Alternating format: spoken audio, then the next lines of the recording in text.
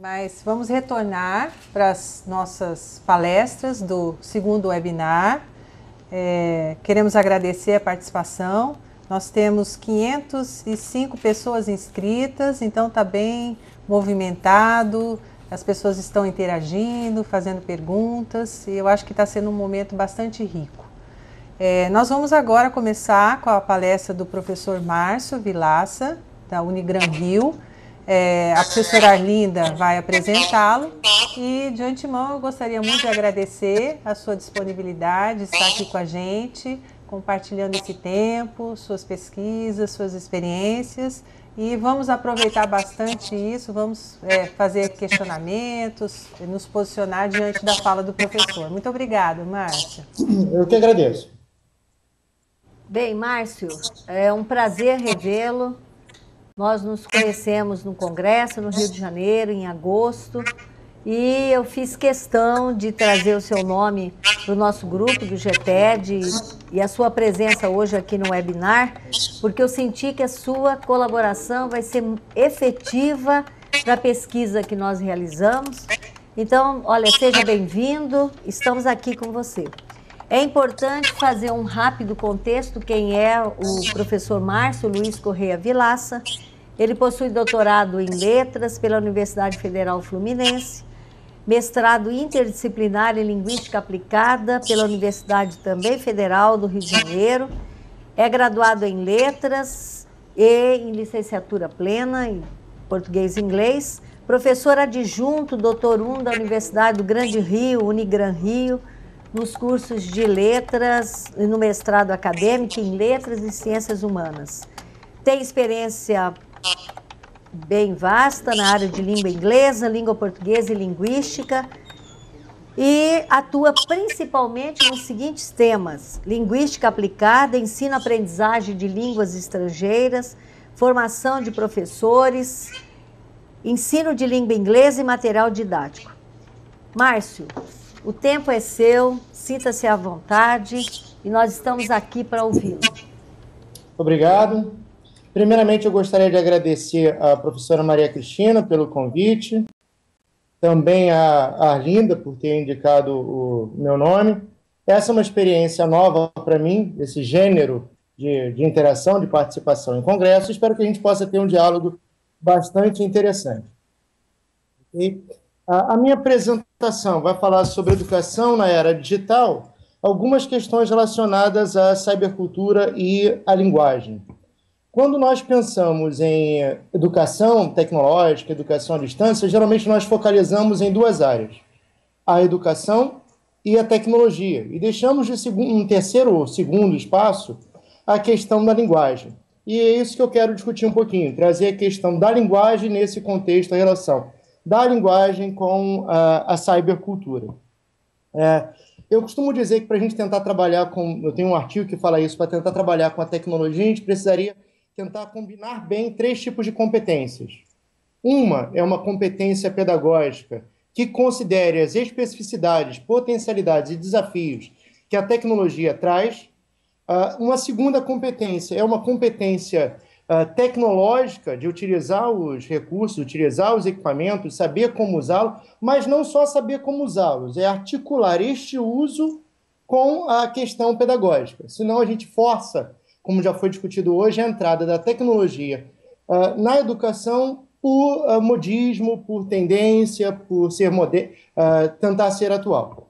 E uma terceira competência que eu digo, que geralmente é relegada para segundo plano, que é uma competência discursiva, é uma competência textual no ensino de tecnologia, que nós vamos chamar de competência linguística. Vou chamar aqui de competência linguística. Algumas questões que eu quero tentar discutir nessa apresentação de hoje quando nós pensamos em tecnologia e educação, nós conseguimos até uma grande quantidade de trabalhos na mídia, uma certa repercussão na televisão, no rádio, nos jornais, isso principalmente a partir de 2007 para 2008. Eu costumo dizer isso, que de 2007 para 2008 houve um boom da educação à distância e da tecnologia. Fim do ano, a televisão foi repleta de propaganda sobre cursos e instituições oferecendo em EAD. E muita gente, muitos professores teve que tiveram que entrar nessa perspectiva sem devidamente uma formação, uma reflexão, um posicionamento crítico. É importante retomar antes que algumas dessas discussões que eu vou fazer aqui com vocês são frutos de construções nos últimos 2, 3 anos. Eu tive algumas orientações de mestrado, tenho atualmente também uma orientação que lida com essa questão de tecnologia e linguagem. Orientei uma dissertação de mestrado que olhou a questão do letramento digital nos livros didáticos de ensino médio de língua portuguesa, pela Elaine Vasques Araújo. Atualmente tem uma outra aluna também trabalhando com gêneros digitais. A procura no programa de mestrado que eu atuo, que é o Programa em Letras e Ciências Humanas da Unigran Rio, eu trabalho na linha 2, Educação, Linguagem e Cultura. Nos últimos 3, 4 processos seletivos foi grande por pessoas interessadas em pesquisar tecnologia, por pesquisar relação linguagem-tecnologia, relação linguagem-educação. Devido a isso, juntamente com o professor Dr. Renato da Silva, que trabalha conosco, também na linha 2, nós criamos uma nova disciplina chamada Cybercultura, Educação e Linguagens. Então, essas reflexões são dos últimos 2, 3 anos que eu publiquei alguns artigos. Depois eu vou disponibilizar o link para alguns desses artigos no meu site, ensinoatual.com. Né? Eu vou disponibilizar alguns desses links, já estão lá, mas vou unir 3 artigos que falam dessas questões que eu vou tratar hoje. Ou seja, é uma construção que tem despertado meu interesse nos últimos 2, 3 anos. Quando nós pensamos em internet e educação, pensamos muito na parte tecnológica e na parte pedagógica. Na parte tecnológica, às vezes nós escutamos algumas coisas perigosas, até um pouco absurdas, como se a tecnologia, o sucesso da tecnologia na educação, melhor, da educação por meio da tecnologia, dependesse apenas do sucesso do desenvolvimento de tecnologias. Eu li uma reportagem que dizia algo nesse tipo, numa revista importante na área de tecnologia, que dizia que o sucesso dependeria da tecnologia. E não é, na verdade, essa questão. É uma questão muito mais complexa do que eu desenvolvo tecnologia, então aperfeiçoo a educação. Por outro lado, nós também não podemos correr o risco, conforme a palestra de cedo, de dizer que o professor não sabe usar e atribuir novos papéis sem dar a devida formação, reflexão e pensar até nos aspectos práticos que isso implica. Não forçar esse letramento digital, em diversos sentidos, ao professor como algo que tem que ser despertado de qualquer forma. Uma das coisas que me fez ter atenção pela relação tecnologia e linguagem foi uma colega que começou a trabalhar com tecnologia e ela pouco usava o e-mail. Então, ela, na verdade, começou a trabalhar com isso por uma necessidade, digamos assim, comercial, profissional, e não por ter uma convicção, ou por acreditar, ou por ver as possíveis vantagens. Também sempre 2 aspectos, vantagens e desafios dessa relação. Quando nós olhamos na mídia, relacionado à linguagem, nós escutamos basicamente 2 coisas. Os neologismos decorrentes da tecnologia, o famoso startar, deletar, resetar, então isso é assunto na mídia, e o internetês. Isso, para mim, é um grande reducionismo da questão linguística. A questão linguística não está apenas em criar novos termos para flexionar palavras do inglês à língua portuguesa, adaptar à língua portuguesa, e também não está simplesmente no internetês ou bloguês, como prefiram chamar. Nós precisamos pensar qual o lugar da linguística na tecnologia, e isso, consequentemente, reflete numa necessidade de pensar a educação linguística e a relação entre linguagem e ensino. É por essa área que eu vou guiar a minha discussão de hoje. Eu também tenho um grupo de pesquisa cadastrado no CNPq, criado há pouco tempo devido a essas demandas de alunos e de orientandos, chamado LATED, Linguística Aplicada, Tecnologias e Educação, né, que trata dessas temáticas das TICs, o processo de aprendizagem de língua, educação online, letramento, leitura, materiais didáticos, entre outros. Eu tive 2 pesquisas apoiadas pelo CNPq, uma terminada em julho, com apoio de bolsa PIBIC, e agora uma nova, relacionada também ao campo, que é uma bolsa de PIBIT, Iniciação Tecnológica e Inovação. A primeira foi da Tecnologia ao Discurso, conceitos, terminologias e siglas. Esse primeiro projeto foi a percepção de que esta relação entre tecnologia e linguagem está gerando uma grande diversidade de termos que nem sempre estão sendo tratados com clareza. Há uma ambiguidade. Então, as pessoas se deparam com muitos novos termos, como letramento digitais, gêneros digitais, hipertexto, hipermídia, cybercultura, blended learning, educação à distância, educação online, sem ter uma visão de fato do que esses termos podem significar e que muitos deles, na verdade, mesmo na área acadêmica, podem ter compreensões diferenciadas, o que é muito comum na área de ciências humanas e ciências sociais, nas ciências ditas duras. Um termo, o conceito não costuma mudar de um autor para outro. Nas ciências sociais, nas ciências humanas, na educação, na linguística, nós encontramos diversas concepções. Então, esse projeto de pesquisa buscou identificar algumas dessas terminologias, siglas e conceitos derivados da tecnologia. Atualmente, estou começando um novo projeto, também com bolsa, PIBIT, apoio do CNPq, que é Tecnologia, Web 2.0 e Educação, com foco na questão dos blogs e das redes sociais. Para relacionar cybercultura e linguagem, eu vou trazer uma citação do Pierre Levy, logo no início do seu livro sobre cybercultura, que ajuda a explicitar esse relacionamento. Abre aspas. Em primeiro lugar, o crescimento do cyberespaço resulta de um movimento internacional de jovens ávidos para experimentar coletivamente formas de comunicação diferentes daquela que as mídias clássicas nos propõem. Em segundo lugar, que estamos vivendo a abertura de um novo espaço de comunicação e cabe apenas a nós explorar as potencialidades mais positivas deste espaço nos planos econômico, político, cultural e humano. Então, essa colocação do Pierre Levy destaca muito claramente a relação entre cybercultura e linguagem. A linguagem está diretamente envolvida na cybercultura.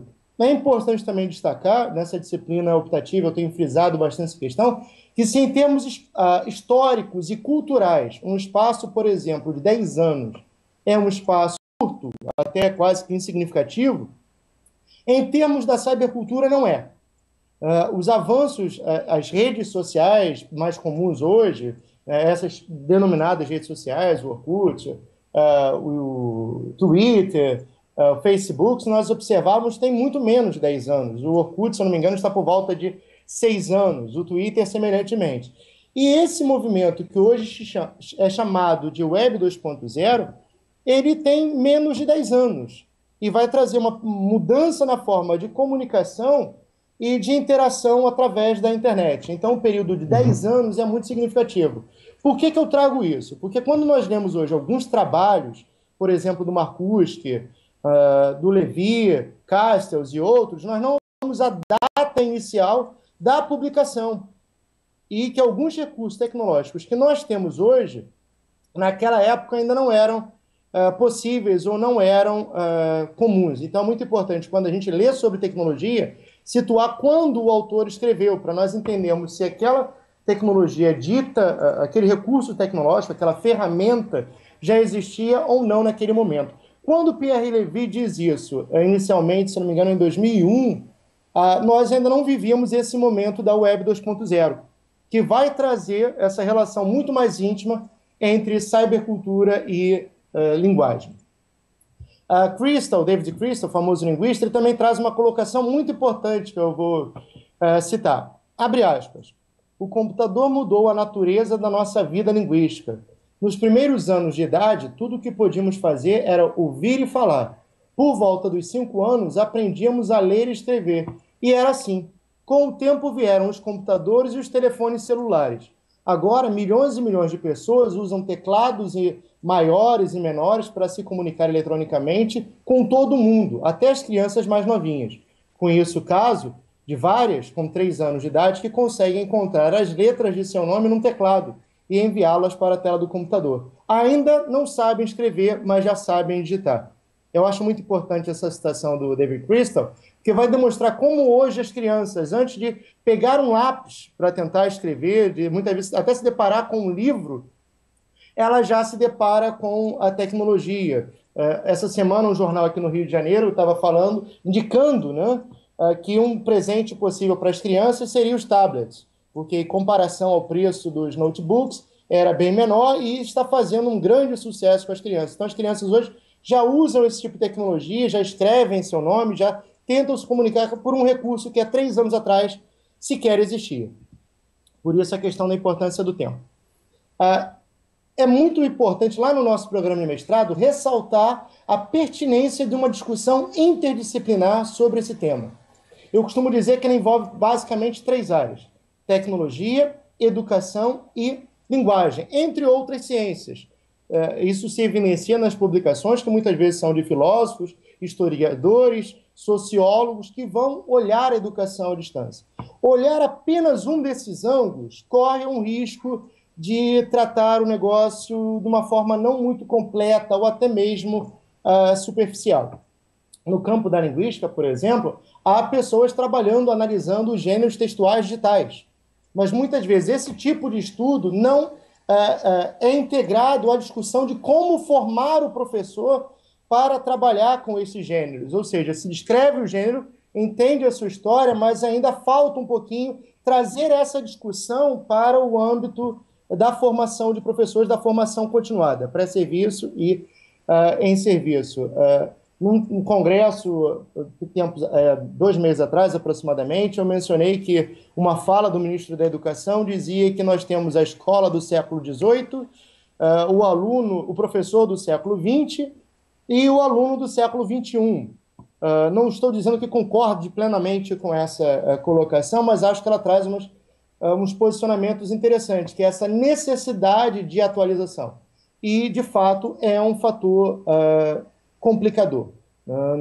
Muitas pesquisas, embora tenha crescido, ainda são necessárias para que a gente traga bem esse professor para essa atualidade, e porque o aluno sempre vai andar um pouco mais nessa questão tecnológica, tem a tendência, melhor dizendo, a estar um pouco mais adiantado, natural, fluente, daí o conceito de nativo digital, que o professor.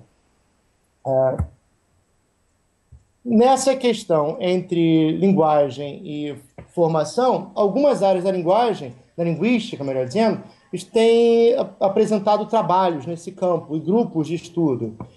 Linguística textual, principalmente para caracterizar e entender os gêneros textuais digitais. A linguística aplicada, que é a área no qual eu me insiro mais diretamente, para olhar essa relação entre linguagem, tecnologia e ensino. É bastante interessante destacar que uma quantidade bastante significativa de trabalhos sobre educação à distância, sobre educação online, sobre educação e tecnologia é publicada, é escrita por pesquisadores da área de linguística aplicada. A linguística computacional, como o próprio nome diz, principalmente nessa relação da tecnologia com inteligências artificiais, tradução, entre outras questões, e a linguística de corpos. São 4 áreas das ciências da linguagem que lidam bastante com essa relação entre linguagem e tecnologia. Nessa relação, nós encontramos hoje termos como letramento digital, discurso eletrônico, hipertexto, comunicação mediada por computador, comunicação eletrônica e gêneros digitais. Num artigo recente, com uma ex-aluna de mestrado, eu disse que nós podemos pensar numa e-linguagem, numa cyberlinguagem, ou ainda num e-discurso ou cyberdiscurso, que compreende a combinação desses novos tópicos, dessas novas semioses, que até ponto perigoso falar novo. Eu às vezes falo, mas eu tenho um certo receio, porque nem tudo é tão novo como parece. Nessa questão, por exemplo, do letramento digital, que hoje nós temos educadores e linguistas trabalhando, ajuda muito a identificar 2 posições diferentes. Geralmente, quando nós lemos o termo numa publicação em educação, se refere à capacitação, à formação tecnológica do professor. Seria uma espécie de alfabetização tecnológica, uma alfabetização computacional, uma alfabetização digital. Isso, em parte, surge do momento em que as pessoas começam a ter uma presença maior do computador nas suas vidas, começam a ter computador nas suas escolas, nos seus ambientes de trabalho, e, de fato, encontram dificuldade de como usar esse computador. Então, daí surge uma reflexão sobre a necessidade de desenvolver letramento ou alfabetização, dependendo do autor, digital. Hoje, o termo, na verdade, já tem novas compreensões, e que eu percebo que é uma evolução. Se antes a gente tinha a preocupação de preparar o professor para usar o computador, entender como usar, não só o professor, mas profissionais de diversas áreas. Nesse caso aqui, o nosso foco na educação. Ao usar o computador, nos últimos anos, o impacto dos computadores na comunicação foi gigantesco. Então, esse letramento digital, de simplesmente capacitar o professor a usar o computador, ele passa a não ser suficiente.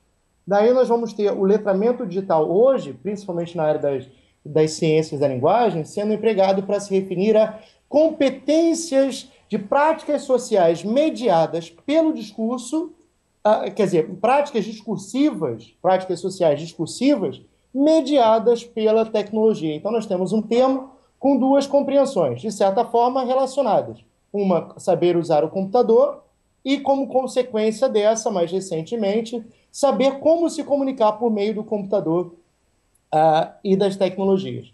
E isso vai nos trazer uma discussão que começa a ficar mais nítida nos últimos anos, que é a necessidade de pensar sobre letramentos multissemióticos. Só o texto escrito não dá conta. Só transcrever o texto, a escrita, como uma espécie de transcrição da oralidade, ou um discurso eletrônico escrito, já não nos dá conta.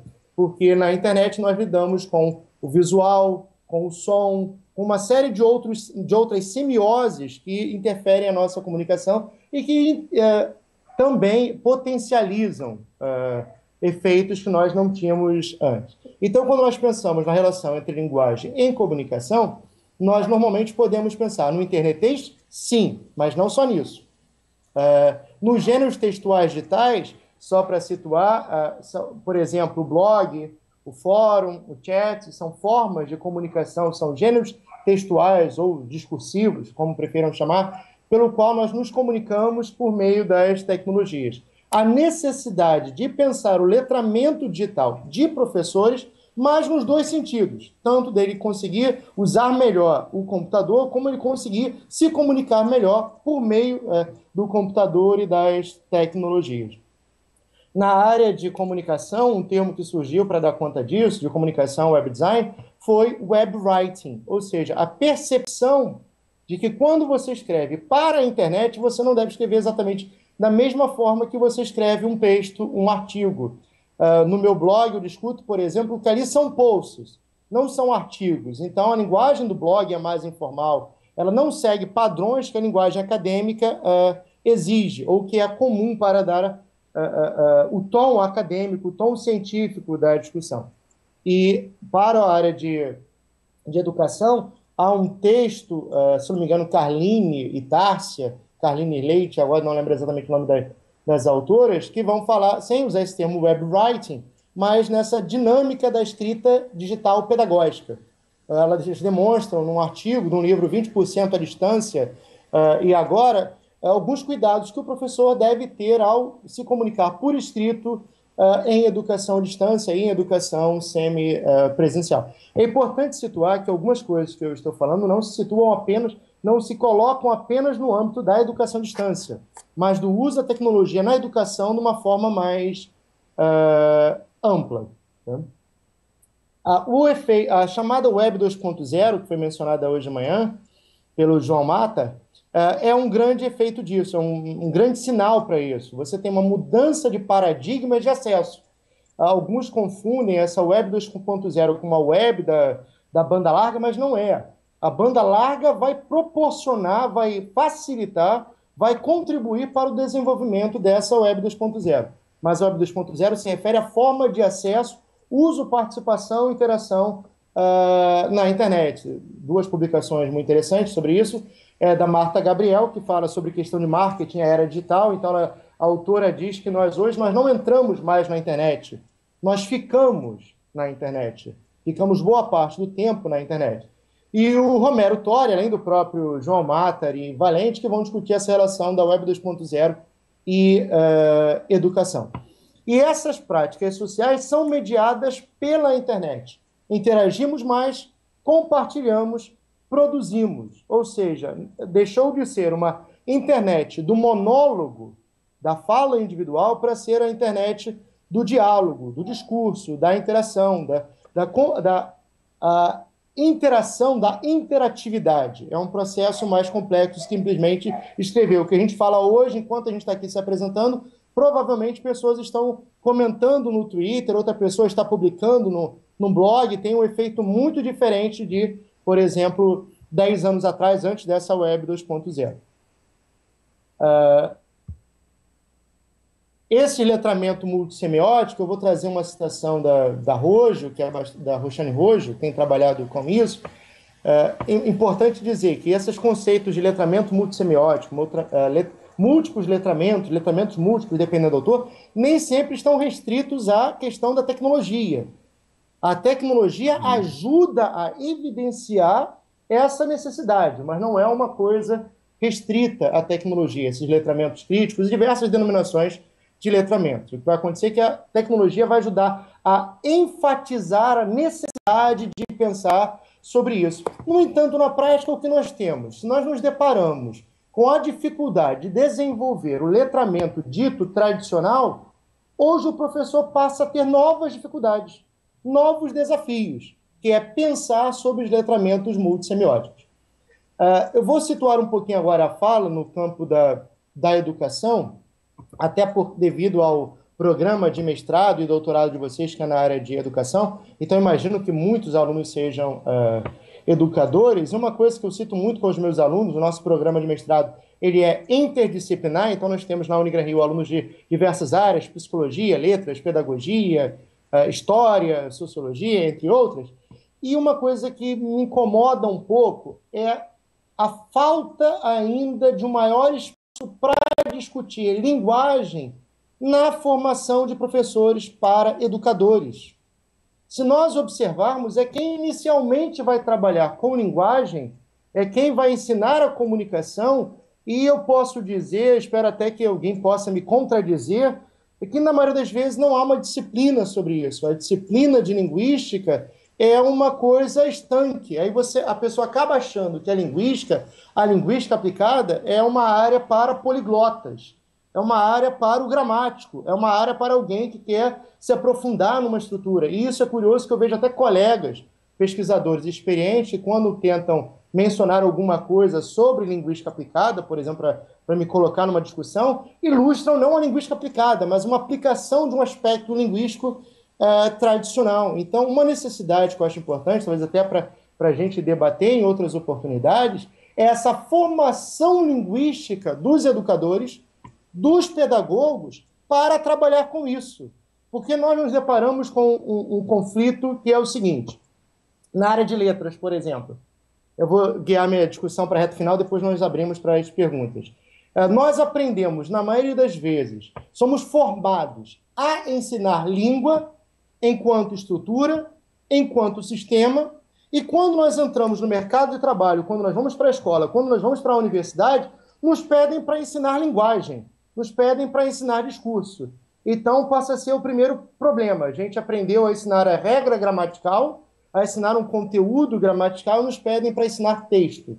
E muitas vezes isso é entendido de forma vaga e acaba-se nem ensinando texto, nem ensinando a dita gramática tradicional ou linguística tradicional. Por outro lado, com a tecnologia hoje, um outro desafio relacionado à linguagem. Somos formados ainda predominantemente para uma educação analógica, para um aluno dito tradicional. No entanto, esse aluno é um nativo digital. Nós estamos entrando cada vez mais num processo de educação digital, educação multissemiótica, uma educação crítica. Então, com isso, nós nos deparamos com alguns problemas. O meu objetivo com essa minha fala, não sei se conseguiu ficar muito claro, já que é um gênero novo para mim, foi relacionar a necessidade na formação de professores de pensarmos, sim, sobre tecnologia, pensarmos, sim, sobre educação, pensarmos, sim, sobre educação à distância, mas não ignorarmos que esse diálogo com o aluno se faz por meio do discurso. E que este âmbito, esse tema, essa temática, muitas vezes é relegada para segundo plano. Então, trabalhos de grupos de pesquisa, eu anotei aqui o nome de alguns, só para dizer o FALE da UFMG, com a professora Vera Menezes, o trabalho de vocês com o GTED, o Hiperged, do Júlio Araújo, o LingNet da professora Kátia Tavares, do qual também participo na UFRJ, são importantes no sentido de estabelecer espaços acadêmicos e práticos de formação, de reflexão, de formação de pesquisadores, que relacionem tecnologia, educação e linguagem. Ou seja, essa questão linguística ela não pode ficar para o segundo plano, não pode ser relegada como um extra. Pensar apenas, retorno ao que eu falei no início, em neologismos referentes à tecnologia e no internetês é algo muito reducionista. Nós precisamos pensar mais nesse sentido, desenvolver professores, desenvolver seria uma palavra indevida, mas formar continuamente e nos formarmos também, não há um processo final, em professores preparados para uma educação crítica, multissemiótica, digital, de uma forma bastante consistente. Espero que a minha fala, de alguma forma, tenha contribuído para trazer apresentações, alguns pontos nesse sentido. Vou aproveitar e mencionar de novo o meu site, o Ensino Atual. Nele eu coloco alguns artigos, dicas de trabalhos acadêmicos, artigos de outros pesquisadores que tratam dessa temática. Através dele, do Twitter e de outras formas, nós podemos manter esse contato. Por fim, vou agradecer mais uma vez, embora a gente vá abrir para as perguntas, à professora Maria Cristina e à Arlinda pela oportunidade de compartilhar com vocês esse momento de discussão acadêmica, de crescimento profissional, de reflexão prática. Muito obrigado. Bem, peraí, não está aparecendo aqui agora. Márcio, na verdade aqui no GTED a gente tem a duras penas trabalhado também com essa questão de ter essa visão interdisciplinar, né, da questão da linguagem, da tecnologia, da cybercultura. Eu faço minhas suas palavras, né, porque foi uma discussão bem interessante, importante. Eu acentuo aqui, e eu gostaria que as pessoas também que ainda estão dirigindo questões, e algumas já estão muito bem colocadas aqui para você, enfatize isso.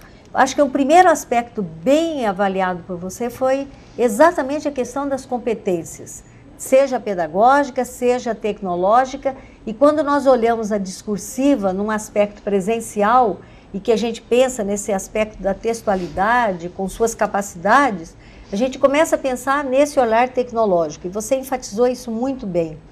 Um segundo aspecto bem enfatizado foi exatamente esse caminho do letramento, né? Seja ele o letramento hoje considerado letramento digital, essa questão do multissemiótico, que é um avanço e que precisa ser muito bem ponderado. Então, sem perder tempo, que tem várias questões, eu passo a primeira pergunta, que vem do Cristiano Reinaldo, de Fortaleza. E ele faz a seguinte ponderação, ele lança uma pergunta. Professor Márcio, boa tarde. O senhor começou falando em seu discurso sobre a questão da linguagem, onde incita-nos a preocupação nesse processo quanto do uso das TICs na educação. Até porque, se observarmos o meio de comunicação, passamos da oralidade para a escrita e agora nos hipertextos e no uso dos softwares educativos.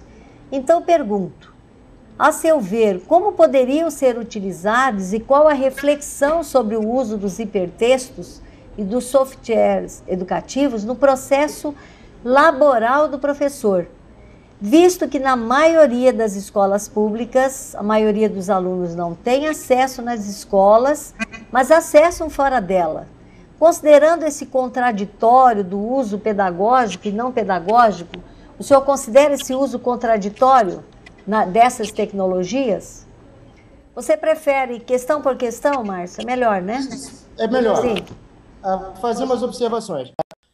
Essa questão do professor, do aluno ter a tecnologia, nós temos que ter cuidado com o que eu chamo de cultura do próximo. Dependendo da área onde nós trabalhamos, onde nós participamos, nós achamos que todo mundo acessa a tecnologia, todo mundo usa, que o aluno é um nativo digital, que sabe usar tudo, não é... Isso é também um generalismo perigoso, uma generalização muito perigosa. As pessoas podem saber usar, usam, mas não usam para tudo. Algumas publicações tentam decretar o fim do e-mail, dizendo que hoje o jovem vai se comunicar pelo Twitter, pelo Facebook. Eu acho uma afirmação bastante perigosa. Quando ele vai, por exemplo, para uma lan house, quando ele não tem na sua casa, que o preço caiu assim dramaticamente, ele muitas vezes não vai exatamente só para se comunicar, ele vai ver um vídeo. Então, esse uso do jovem com a tecnologia é bastante diferente. O professor deve sim procurar formas de trabalhar com esse hipertexto com o seu aluno. E uma forma, mas não pode ser uma coisa assim, eu vou forçar o professor e dizer, você tem que trabalhar o hipertexto, porque isso é um tema importante, porque se o professor não tiver formado uma certa reflexão para fazer, ele vai ficar perdido, vai ser mais uma demanda pelo qual, de repente, ele não vai conseguir trabalhar satisfatoriamente, vai ser mais um conteúdo para ele dar conta. Nesse sentido, eu acho que é importante que os materiais didáticos, os livros, por exemplo, comecem a lidar com isso, dialogar. Porque a mestranda terminou recentemente, ela fez um trabalho analisando letramentos digitais nos livros didáticos de língua portuguesa, por exemplo, onde isso está muito evidente, a relação entre gêneros digitais e língua portuguesa, e ela encontrou poucas ocorrências. E quando ela encontrou, na verdade, é uma espécie assim, de um blog, o desenho de um e-mail, mas não era significativa a atividade. Ou seja, passava, vamos ver aqui como é que é mais ou menos um e-mail, vamos ver o que é um blog. Esse texto vai ser tirado de um site, mas sem relacionar as características desses gêneros com a questão pedagógica. Então, é de fato uma tarefa complexa. De manhã foi dito que algumas vezes a escola deve, principalmente a universidade, bloqueia o acesso. De fato, se a gente não tiver cuidado, o aluno vai fazer uma atividade no computador, ele vai ter muito mais coisas atraindo atenção e não o que está sendo ensinado. Não há uma receita, eu não penso em receita, eu penso na necessidade de procurar atividades dentro ou fora da sala de aula que dialoguem com isso. De fato, pensar, não sei se a pergunta foi exatamente nesse sentido, mas pensar em receita não tem, mas é uma necessidade crescente. O professor, se não pode acessar a internet da sala de aula, fazer uma transparência, levar o computador, hoje o DataShow já é um recurso mais disponível, fazer uma espécie de navegação offline, demonstrar alguns desses recursos para o aluno, relacionando que não é simplesmente mais um conteúdo que ele tem que ensinar para que no fim do ano alguém vai dizer, o blog foi mencionado. Não pode ser simplesmente mencionado. Ele precisa ser discutido, ele precisa ser refletido. Interessante. O Ricardo Bittencourt, de Petrolina, Pernambuco, eu acredito que haja até uma correlação com a pergunta anterior, né? Mas, assim, há alguns focos interessantes que eu tenho certeza que você vai gostar de responder. No momento em que há uma inversão no domínio do uso dos recursos tecnológicos, onde os alunos são mais líquidos na adaptação, você acredita que o professor poderia ter, entre outras, a função de gerenciador de sentido na educação, frente à grande prontidão cognitiva dos alunos? E eu associo a questão também do Eduardo, aqui de Campo Grande, que ele é o Eduardo Figueiredo, que fala o seguinte: partindo dessa perspectiva que a internet é um exercício contínuo de leitura e escrita, em que medida isso influi ou influirá na formação desses nativos digitais? Pode-se esperar uma geração melhor ou menos preparada, para a vida escolar? Eu acho que até fazendo essa, como gerenciador de sentido e o resultado do aluno. O que você poderia ponderar? Essa questão da internet tem que tomar cuidado. Da mesma forma que ela é muito importante, ela não pode ser vista como uma salvação ou como algo que nega o real. Tá? Ou seja, o aluno hoje ele não pode deixar de desenvolver os seus letramentos ditos tradicionais, mas precisa também considerar o letramento digital, ou, como às vezes eu prefiro chamar, o letramento em contextos digitais, entender essa dimensão. O fato dele ser nativo, que é uma discussão bastante recorrente, é importante, mas também é difícil de você medir em que ponto ele é nativo, com o que ele tem influência ou não. As práticas de leitura e escrita são crescentes. Quantas cartas nós recebemos hoje? Se nós compararmos muitas vezes com o e-mail, né? Quantas vezes nós deixamos de comprar o jornal para ler a notícia na internet? Ao ler na internet, essa produção textual, ela é um pouco diferente. Alguns vão dizer, que eu não concordo muito, que ela é superficial, que ela é breve, porque a pessoa não quer ler. Ela é diferente. E o diferente não necessariamente é melhor ou pior. Eu acho que ter uma resposta se vai ser melhor ou pior para essa dimensão, para essa geração atual, é uma coisa que vai demorar. Eu costumo dizer que a educação ela não consegue dar conta dos problemas, e a linguística da mesma forma, porque quando nós chegamos perto de respostas, aquele problema que nós analisamos, ele já evoluiu. Ele já chegou num outro setor. Hoje, 2 anos atrás, nós tivemos o chamado Natal dos smartphones. Todo mundo querendo comprar smartphone. Esse, possivelmente, o passado, e o Natal passado será o Natal do tablet. Não há muito como prever como o uso desses recursos vão influenciar a nossa comunicação. No entanto, é perigoso achar que nós vamos trocar as nossas práticas discursivas sociais, presenciais, apenas por práticas online. Ou seja, eu preciso ser competente em escrever um texto acadêmico e também ser competente em escrever um post. Eu preciso ser competente em fazer um resumo para, por exemplo, um evento acadêmico e fazer um Twitter. Então, a gente tem que tomar cuidado tanto para pessimismo quanto para otimismo exagerado nesse âmbito. Eu, por exemplo, adoro a tecnologia, mas eu tenho medo, às vezes. Porque da mesma forma que ela traz uma série de vantagens, potencialidades, ela traz novos desafios. Um desses desafios é diferenciar o pessoal do coletivo. Então, de repente, quando nós falamos alguma coisa no Twitter, não é só o Márcio Pessoa que está falando, é o professor. Outra dimensão que vai ser, em breve, mais difícil de dissociar, vai ser a educação à distância da dita educação presencial. Nós vamos caminhar para um caminho onde essa presença da educação à distância na presencial vai ser constante e vice-versa. Vai ser difícil dizer, aqui nós temos blended learning, aqui nós temos educação presencial. E no âmbito do discurso, isso também não se apresenta de uma forma clara. O que nós teremos daqui a algum tempo numa possível Web 3.0, Web 4.0, que também serão novas comunicações. Muitos autores destacam que uma grande mudança que nós tivemos na comunicação foi a invenção da escrita, que não pode ser confundida apenas como um registro da oralidade. Ele é um registro da memória, é um registro da oralidade. Ele permite levar nosso conhecimento para outras gerações, mas também é uma nova modalidade, que tem as suas formas, tem o seu procedimento. Para essa fala, por exemplo, sendo um gênero novo, se eu preparasse um texto simplesmente para ler, a dinâmica, a interação, a interatividade seria prejudicada. Então, são coisas novas que a gente vai aprendendo, fazendo e fazendo, aprendendo. Não sei se ficou clara essa relação. Essa liquidez, ela existe. Agora, tentar medir ou dizer se é melhor ou pior vai depender mais de alguns anos para frente. E quando esses anos chegarem, nós teremos novos desafios. Por exemplo, a internet no Brasil, chamada 4G, que ainda vai ser empregada, provavelmente daqui a uns 4, 5 anos, quando ela tiver um processo de popularização, ela vai diferenciar as nossas formas de comunicação.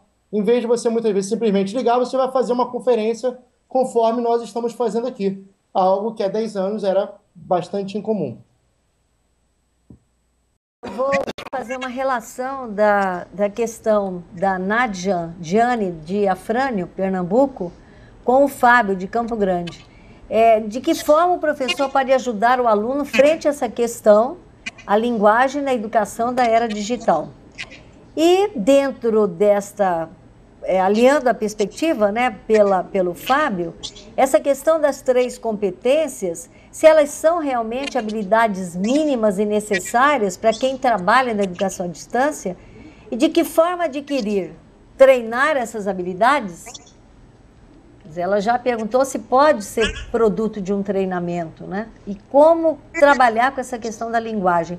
acredito que seja até um reforço, porque você já né, enfatizou bem isso, enfatizar esse assunto aí, né, Fábio?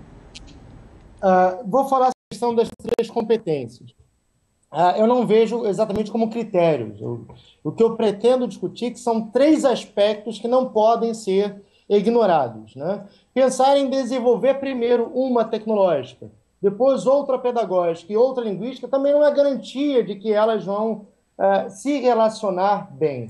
O que eu quero dizer com essas 3 competências é que no processo de formação de professores, essas 3 dimensões precisam ser harmonizadas, seja por meio de treinamentos curtos. Hoje a palavra treinamento é um pouquinho perigosa, algumas pessoas tremem quando ouvem por associar ao comportamentalismo, como formar hábitos, como treinar técnicas, treinar papéis, não é nesse sentido, mas refletir sim que as 3 dimensões precisam dialogar para um curso em educação à distância e uma educação via tecnologia de uma forma positiva. Você pode, Arlinda, repetir a primeira pergunta, que eu acabei não conseguindo anotar aqui o foco? Foi o seguinte, a Nádia perguntou a questão da linguagem na educação da era digital, de que forma o professor pode colaborar efetivamente para essa junção, essa melhoria. Isso, eu vou trazer uma comparação até daquela polêmica do ano passado, do livro que supostamente ensinava erros de português. Nós podemos, de certa forma, relacionar essa comunicação digital como uma variação da linguagem. Então, da mesma forma como o professor vai dizer que em alguns contextos nós precisamos tomar cuidado da forma como nós nos comunicamos numa entrevista de emprego, numa conferência, numa aula, nós não comunicamos da mesma forma, dependendo de com quem nós estamos nos comunicando. O digital também passa a trazer uma série de novas variedades de formas de comunicação linguística. Então, no primeiro momento, eu acho que o professor deve conscientizar. Quando nós demonizamos, de certa forma, por exemplo, o internetês, criticamos, a mídia de vez em quando traz reportagens sobre isso, que o aluno escreve com o internetês na prova, eu acho complicado tanto você deixar, porque você pode depois não conseguir mudar e dizer este gênero requer uma escrita diferente, como também complicado você dizer não pode. Porque se você diz não pode, diria que ele não está comunicando. É um processo de conscientização. Nós temos na linguagem não digital variações linguísticas, algumas mais prestigiadas, nós nos comunicamos por gêneros diferentes. A comunicação digital vai trazer novos gêneros, vai trazer novas formas de comunicação. Você lê um texto curto, mas que não termina nele, ele tem um hipertexto. Então, muitas vezes hoje, quando você lê uma notícia no jornal, você lê uma notícia e você lê uma relacionada. E às vezes o mecanismo não consegue ser tão inteligente para relacionar, traz algo que é antigo. Aí você precisa situar, opa, essa notícia aqui trata do mesmo tempo, mas já é uma coisa mais antiga. Volta à questão do material didático. Da mesma forma que aquele livro didático que foi criticado tentava dizer que há formas diferentes de se comunicar, os livros também devem trazer. Vou falar só mais um pouquinho essa questão do livro didático, é muito interessante. Num artigo que eu escrevi há um tempo atrás, eu dizia que o livro ele tem um grande prestígio, ele tem um grande poder. Entre o aluno desconfiar do que o professor diz e desconfiar do que o livro diz, a tendência é que ele ache que o professor é que está trazendo uma informação equivocada, né? Embora quem escreve o livro é um professor, né? E nós encontramos erros, logicamente. Mas a questão do processo de produção, dar ao livro o status de portador de conhecimento, depositário de conhecimento, de forma de construção. Então, novamente, se hoje os livros ainda não apresentam essas questões, não lidam pouco, ou os materiais didáticos de outras naturezas, fica mais difícil o professor ter esta percepção de que ele precisa se adaptar, sem valor pejorativo, né? Mas que ele precisa se atualizar, compreender que esses novos gêneros são crescentes. Eles não chegaram à maturidade, não vão chegar, porque essa maturidade ela é contínua. Quem achava que sabia se comunicar bem no blog, quando veio o Twitter, isso mudou. Então, acho que os livros didáticos e os materiais didáticos de outra natureza podem ajudar a conscientizar o professor de como esses gêneros textuais estão se inserindo crescentemente na nossa fala, nas nossas comunicações. Caminhando ao final, e algumas questões ainda a serem respondidas. A Deise Maria, de São Leopoldo, Rio Grande do Sul, sai um pouquinho desse contexto, mas eu vejo que é um contexto interessante. Nós aqui do GTED também somos ligados a um grupo de pesquisa que trabalha com a questão do PROUCA, né? Então ela pergunta o seguinte: o senhor acha que os programas e ações do governo, como o Pró-Formação, o PROUCA, visam preparar o professor para trabalhar na EAD? Você tem esse contexto? Eu, na verdade, não tenho esse contexto, mas eu acho que o papel do governo é importante, sim. O governo, algumas vezes, baixa portarias e orientações para que novos conteúdos sejam ensinados.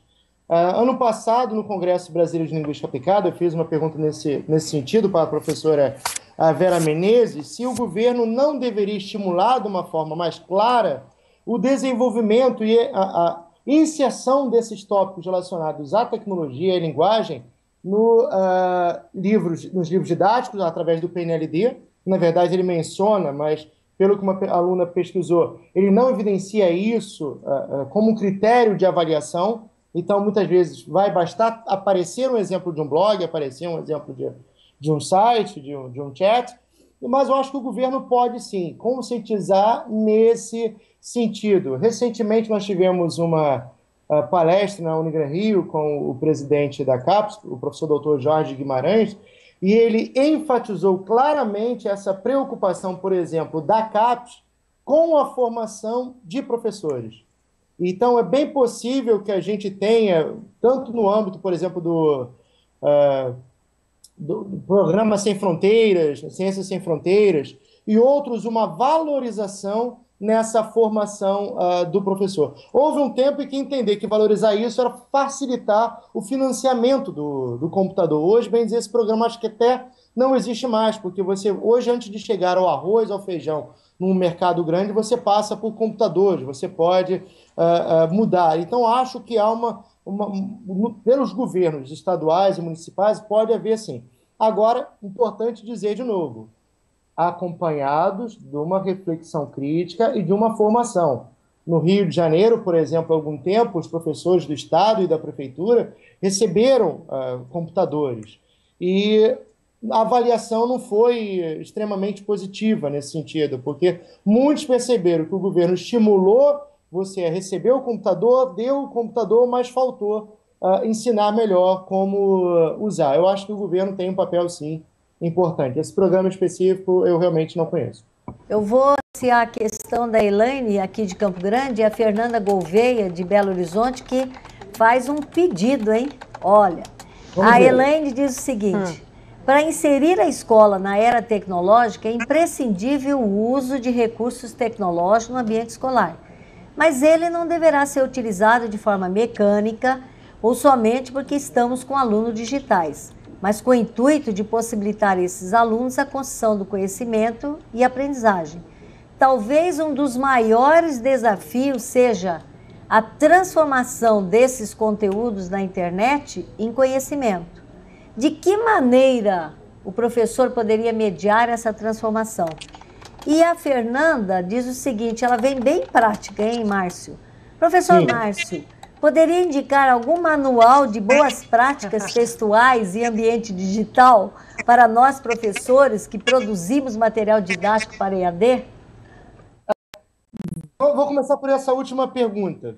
Indicar um manual com prática seria acreditar que existe uma fórmula fixa, e não é exatamente essa a minha compreensão. Eu não estou aqui, não vou me levantar para buscar, mas existe um livro chamado 20% à Distância e Agora, que ele tem um capítulo que discute e demonstra um pouquinho como você, ao elaborar uma questão para a educação à distância, você poderia reescrever para o contexto digital. Esse é um livro interessante que traz uma reflexão prática sobre isso. Eu posso depois colocar umas sugestões desses livros lá no meu site. Se eu não me engano, o livro é 20% à Distância e e agora. O livro de Marcusque Xavier, também sobre linguagem, o hipertexto, este aqui, né? É um livro muito importante, não se trata de dicas, mas de reflexões sobre essa questão. Eu posso depois dar a bibliografia. Outro livro muito importante que dialoga essa relação entre linguagem, tecnologia e educação é esse aqui, tá? Da Ana Elisa Ribeiro e outros. Temos também o livro recente da Roxane Rojo e do Eduardo Moura, até com uma abordagem prática. É um livro deste ano, eu comprei no congresso na UERJ, pela Parábola, e tem os livros do professor Júlio César Araújo, organizados por eles e outros. Esses livros vão permitir... Há também um livro da professora Vera Menezes, sobre interação, aprendizagem, não me lembro agora exatamente o título, eu posso passar esse nome depois para vocês, ou colocar no meu site, que vão ajudar a refletir sobre as características desse discurso. E, através da formação, o professor vai poder ver se de que forma ele pode adaptar a sua escrita hoje para a produção desses materiais de educação à distância. Eu acho que seria uma iniciativa muito interessante pensar num livro que tratasse disso, ou seja, a questão da educação à distância e linguagem. Num artigo para um congresso do mês passado, CONINTER, um congresso internacional da área interdisciplinar, eu mencionava que hoje, quando você quer muitas vezes pensar sobre educação, pensar sobre tecnologia e educação, você precisa procurar bibliografia sobre educação à distância. Você encontra isso muito nos autores que discutem educação à distância. E onde nós vamos encontrar essa discussão entre educação e tecnologia? Nós encontramos livros sobre isso, sim. Há uma quantidade publicada nos últimos 5 anos, mas talvez ainda falte um pouco melhor como instrumentalizar, preparar, formar esse professor para isso. Por fim, só uma colocação, o tempo está acabando, da primeira parte da pergunta, que é a relação entre conteúdo e conhecimento. Esse é um problema crucial. Hoje nós temos o acesso muito grande ao conteúdo, mas não necessariamente ao conhecimento. E isso gera, por exemplo, o famoso, polêmico problema do plágio, que deveria ser abordado de uma forma muito mais consistente. A internet, ela não criou o plágio, ela não motiva o plágio. A Wikipédia, ela não é responsável por isso. O que ela vai acabar muitas vezes fazendo é gerando incompreensões, gerando alguns mitos. Ontem, na nossa aula de cybercultura, a gente tratou sobre direitos autorais e tecnologia. Eu falei 2 mitos comuns, de achar que copiar uma coisa até 10% não há problema algum, e achar que o que está na internet é de conteúdo, de domínio público. Nós discutimos essas formas de direitos autorais. Isso é um erro, e muitas vezes até os professores não percebem que, por exemplo, a Wikipédia é uma enciclopédia aberta no sentido de que você pode editar, você pode contribuir, não no sentido que alguém pode se apropriar daquele texto e fazer de seu. De fato, eu acho que essa relação entre fazer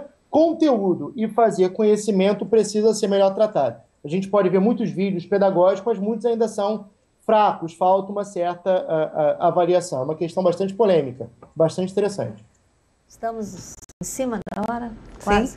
Ô, Márcio, de qualquer forma, as suas ponderações e orientações sobre obras, acredito que vão ajudar a Marileia, aqui de Campo Grande, que perguntou se poderia comentar um pouco mais sobre a relação de tecnologia e letramento multisseminório. Eu não sei se dá tempo ainda. E o Francisco Velasco do Rio faz a sua contribuição, que ele diz: João Matar, 20% à distância. É do João Matar, o livro. E a Fernanda Gouveia, de Belo Horizonte, ela pergunta para você, pede para você reforçar qual é o seu site.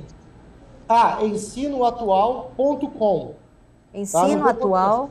Ensinoatual.com. Este livro, pode até ser que o João Matar tenha um livro com esse nome, mas esse que eu estou falando não é organizado por esse nome.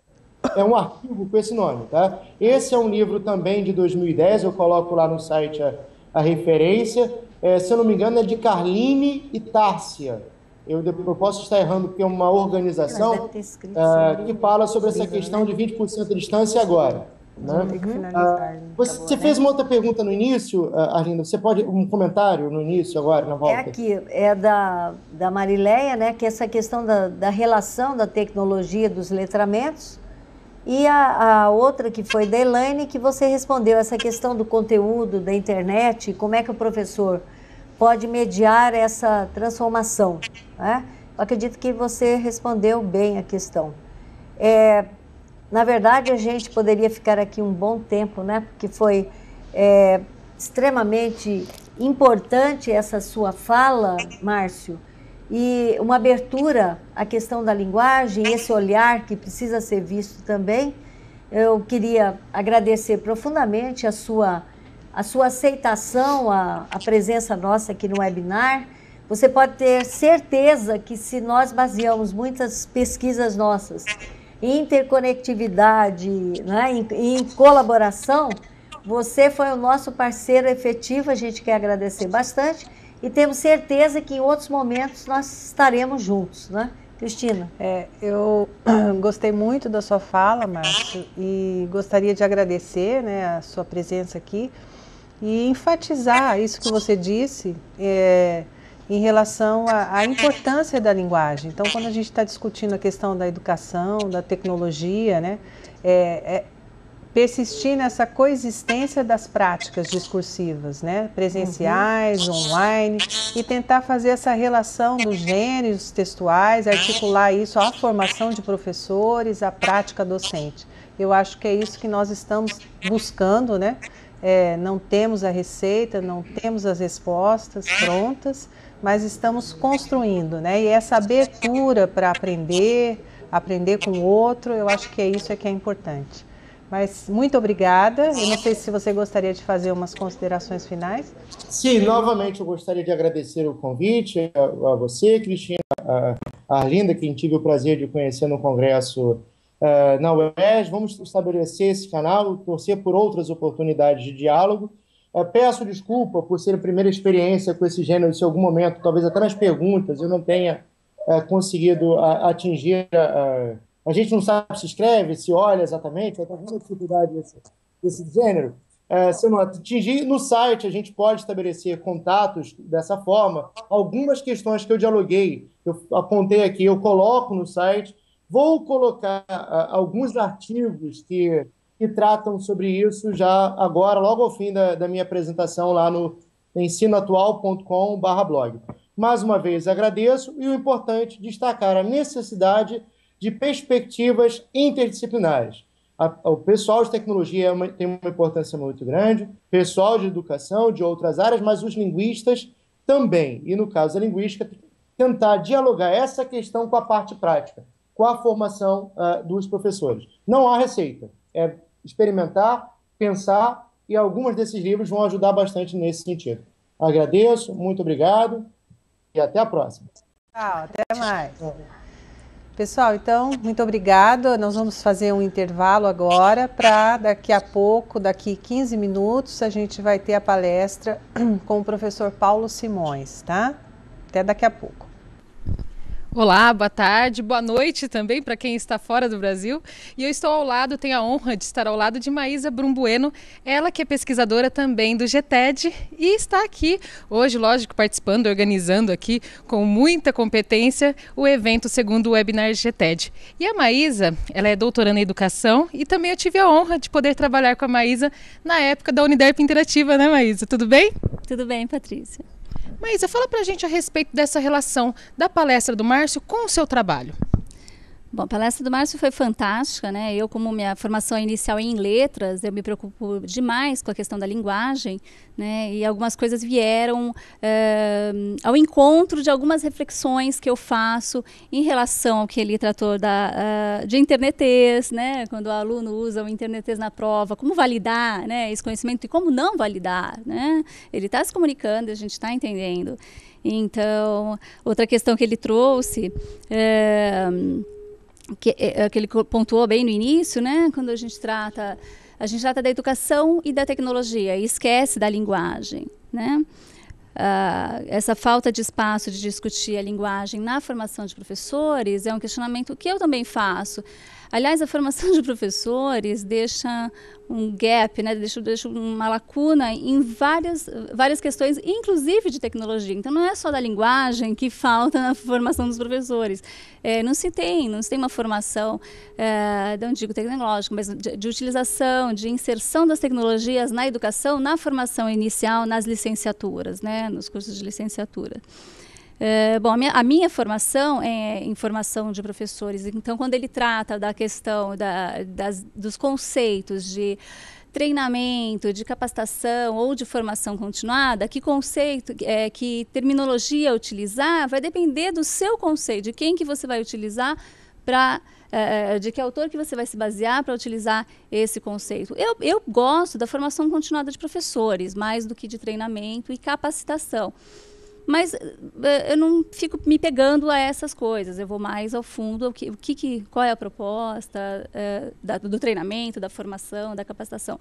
Então, a minha pesquisa é em formação continuada de professores para o uso e no uso das tecnologias digitais, porque que mostra hoje, né, e a palestra do João Matar no início e essa do Márcio, mostra claramente que a educação formal já não pode abarcar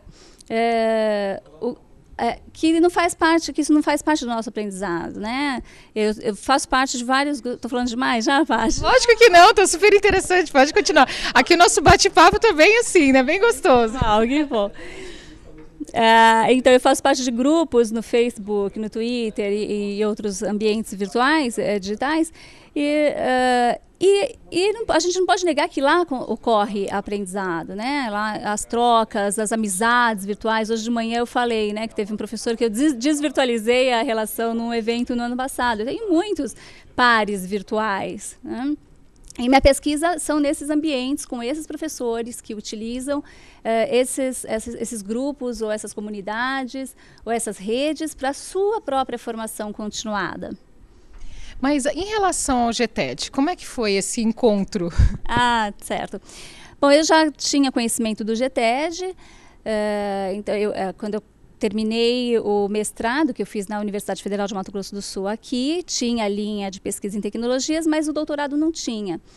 Eu tinha conhecimento do GTED aqui. Quando abriu o doutorado na UCDB, aqui na Católica Dom Bosco, eu falei, é para lá que eu vou, né? Eu não precisava viajar, porque eu já tinha tentado fora, né, no estado de São Paulo, já estava como aluno especial na Unesp de Rio Preto, né, de Linguística Aplicada.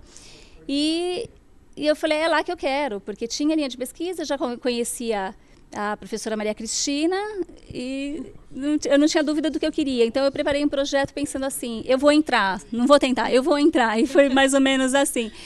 E veio o GTED, que eu me envolvi muito, e pessoas de várias áreas e vários níveis, alunos de PIBIC, que com trabalhos fantásticos, riquíssimos, professores da casa, mestrandos, mestres, doutorandos, gente que já terminou o mestrado, não faz mais...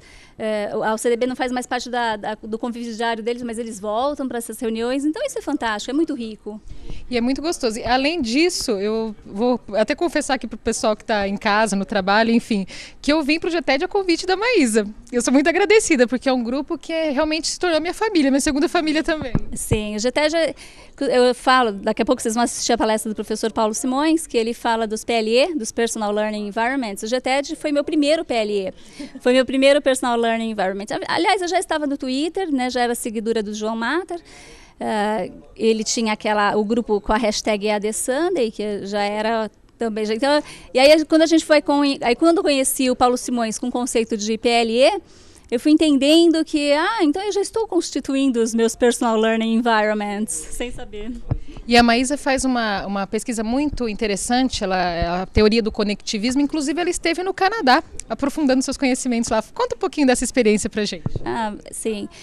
Eu fiz um estágio doutoral, né, no Canadá, na University of Manitoba, em Winnipeg, e tive a oportunidade de conhecer George Siemens, Terry Anderson, e conversar um pouquinho com ele sobre a teoria do conectivismo, que é a teoria que eu utilizo Não que as outras teorias já estejam ultrapassadas, não penso assim, né? Nem eles dizem isso, mas as pedagogias tradicionais já não dão conta, né, da era digital. Já cortaram o nosso tempo. Já cortaram o nosso tempo. A palestra vai começar, Maísa. Muito obrigada mais uma vez pelas palavras, né, para o pessoal que está assistindo a gente. Obrigada a você, Patrícia. Obrigada e continua que tem programação pela frente. Bom, e nós voltamos em instantes com a próxima palestra. Até já.